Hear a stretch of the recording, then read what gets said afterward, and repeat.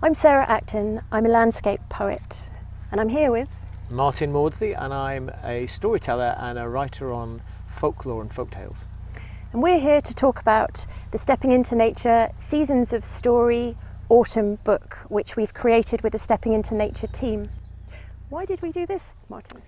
It's a way, I think, of encouraging all of us to really take time to take notice of the seasons, and we're here in autumn. It's the beginning of autumn, despite the summery blue sky and sunshine, which is lovely. It's still noticeably autumn as things are starting to change in the cycle of the season. So the leaves are just starting to crinkle and turn yellow, and the apples, of course, in this orchard here are nearly ripe for picking. How else do we tell it's autumn? That's a question we ask in the book. I think it's when you notice those first few leaves dancing around, and perhaps a little bit of a shiver in the evening as it starts to get dark early.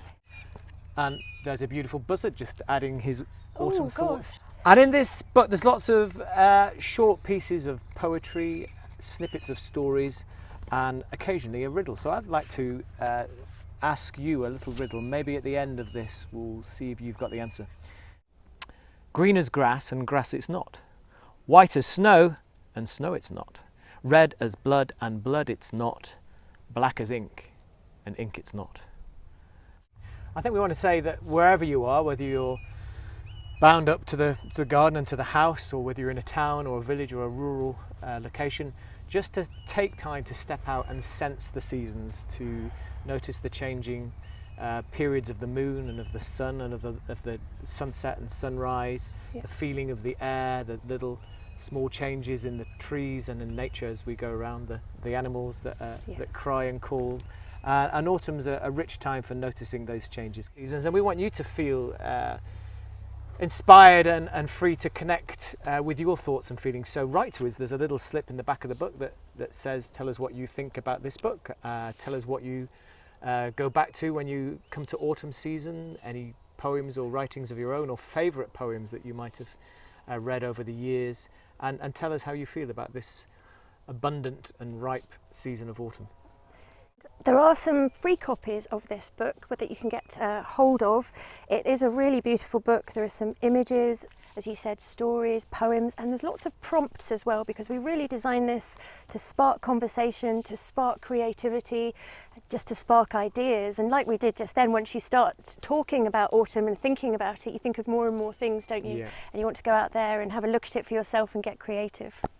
And so I'm going to leave you with one little tiny snippet of a story that I've loved for many years. I love coming into orchards, and the whole cycle of the seasons in orchards is that there's a lot of folklore and celebrations that go on in English orchards. And there's a character that lives here too that maybe not many of you know about, but he's here nonetheless, and he's called Lazy Lawrence. And Lazy Lawrence is a pixie pony or a fairy horse, and he gallops around the trees in the West Country, guarding their juicy treasures and making sure that no one picks apples.